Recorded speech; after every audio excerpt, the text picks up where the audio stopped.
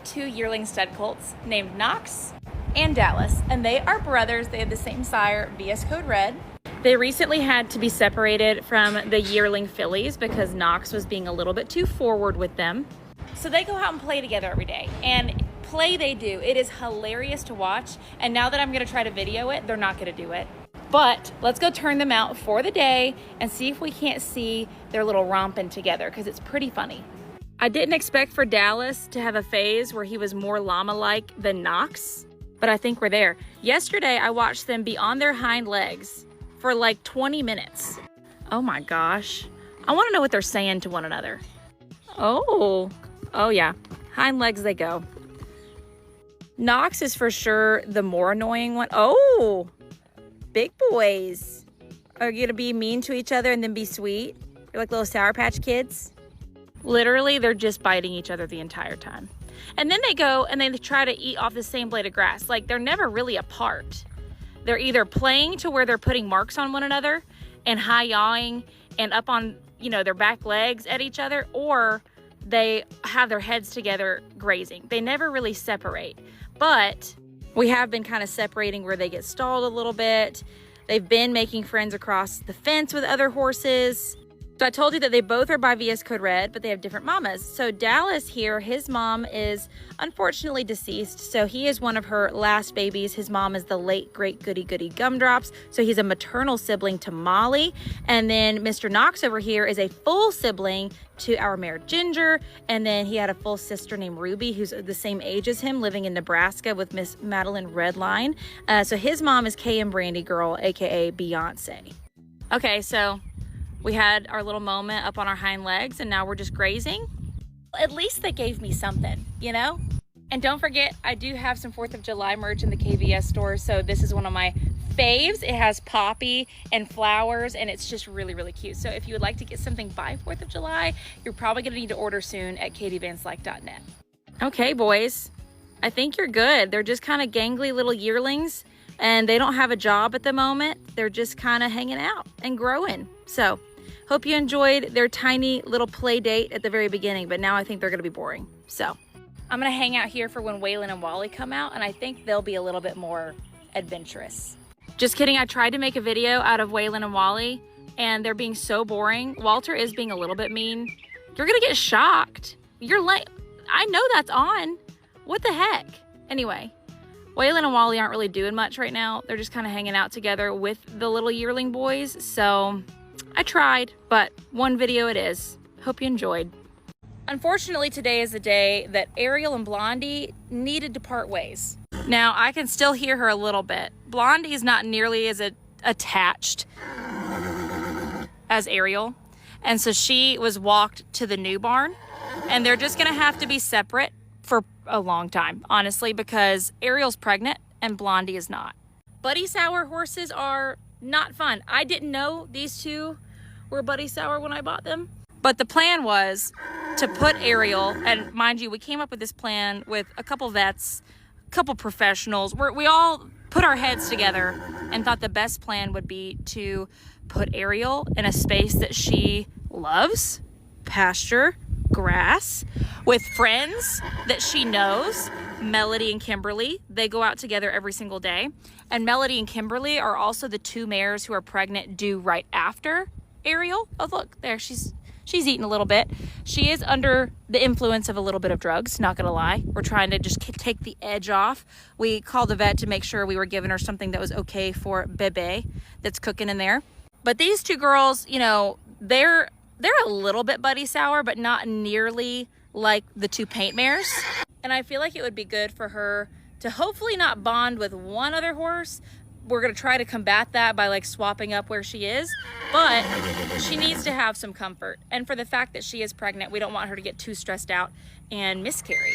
She's about 90 days pregnant right now, so I feel like, baby's implanted, she's far enough along. You don't really wanna do it at the end of her pregnancy where she's already stressing out about other things. I do think it's a good sign that she has been wanting to graze some, so she's not so out of her mind that she's like only thinking about Blondie. She is taking time to get her little fix on grass. Can you two come be supportive? I mean, just come hang out with her, be nice to her.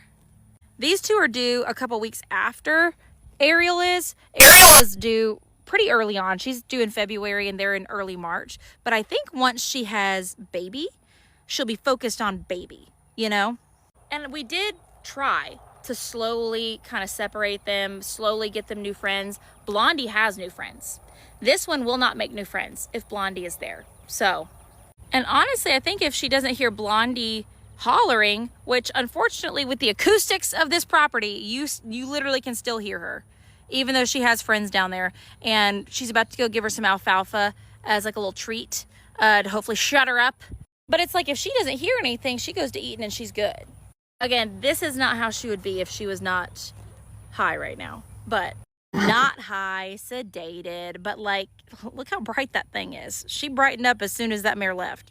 And now I feel rain. So we're gonna have to do some rearranging in the barn so that she has friends that she can talk to through the bars, so that she doesn't feel completely alone when she's in her stall, because it has started to rain. You two come be supportive. Come hang out with her. Even though the new barn is not done, we're still able to use it for circumstances like this. So we put Miss Blondie down here. She's got Charlotte as a friend. We did displace Millie and Kirby down to here as well for a bit. You like your new stalls, girls? So they're hanging out. They like their windows. It's gonna be a rainy day, which is why we had to kind of flounder around and figure out where everyone was going. But she seems a lot chiller than Ariel. We didn't even sedate Blondie. Oh, you and Charlotte? Are we having a little disagreement? She was not the one we were worried about. So we just put Ariel back into a stall in between Kimberly and Melody. Let me go just check and see how she looks before I have to go put my minis up because it's about to storm. I know, great timing to do this, right? And then as for Ariel, she's in between Kimberly and Melody. I see her. Hello, you do not look sleepy at all. She doesn't look as at ease as Blondie, but she's not climbing the walls either, which is a win. There's still time for her to be crazy, so let's knock on some wood and cross our fingers and say a prayer that she's good. I don't think to this point that it would have been this smooth with that buddy sour, with this buddy of sour of horses without sedation and 2 separate barns. So we're very lucky in that respect, but chill out. You got new friends, you're good. I will give y'all an update at the end of the day to see just like where we're at with these two. And if you do have severely buddy sour horses and one of them is pregnant, please let me know what you did. Did y'all know we have sea cows here in Tennessee? I know, I was shocked too, but come to find out, we've got our very own strain of sea cow. There's the male sea cow. I've heard they call him Bob. You pan over, I see Essie, Maybelle, that's Juno. For a second, I was about to say Leona, but that's Juno. And then I see Miss Bluebell and that's actually Moon Pie. You know, they're hard to tell, sea cows. I'm just kidding. They're Simmentals, but look how cutesy they are in the pond. And I know the comments are already gonna be like, give Kennedy her pond. But the cows have different feet. They love the water. Think about being as thick as they are in this Tennessee heat. Think about wearing leather. That's what they're wearing. They're wearing leather. It's just, you know, even worse because it's got meat and hair with it. You know what I'm saying? In Tennessee, you could literally cut through the air with a butter knife. It's so thick, so humid. So these girls, they take full advantage of this pond and I love it. I don't know if I've seen the calves swimming yet. One thing I cannot wait to see, the pictures that Elena's getting right now. We broke out the big lens to try to get some crispy stuff of them up close. Bob is so deep in the water. He reminds me of a dang, look at his little bob tail on top of the water. I wish I could zoom in more, but he reminds me of a dang hippo. Cookie, come on in. She's the one that I see in the water the most. She's our oldest cow. She's 11 this year. Bluebell truly looks like a little hippo over there. She's also up there. She's about 10 years old. This has to feel good. I mean, they're so heavy. You know, our older mamas on their joints and all that weight on them. It has to be relieving to get in the water. Babies, are you gonna get in? Look at them all clustered together. I see Panda and Paloma and Possum and Professor and Pluto and honestly, who else? Pumbaa? Is Pumbaa the one that's hidden? For those that ask me how I can remember that stuff, I want you to take into account that I also am a very picky eater and I have very special interests, and do the math on why I can remember that. Oh my goodness, are the babies getting in? Pumbaa, you're a warthog, get in. Oh my goodness, I just spotted PJ up there. That's Rebecca's newest little calf who's like brand spanking new. She looks so tiny compared to these big babies that were born in like January. But I just wanted y'all to enjoy the little sea cows like I do. I get a kick out of seeing them every time I pass by. And this is the season of it being too hot to survive. So we're all just trying to stay cool and comfortable. And my mama cows do a dang good job of it. So hope you enjoyed. I have 2 miniature foals wanting my attention at the same time. This has never happened to me in my life. Like, oh, are we fighting over me? That's hilarious. I'm being fought over and it's amazing, okay? Wants to be with her man, okay? Like, he comes to visit her through the fence. I think it's super sweet. She's like his main hoe, and I think he got her pregnant within days. What do y'all think, girls? Are you knocked up? Did he get it done? I don't know. Both of them have been kind of problem children, meaning they've been making it hard for him.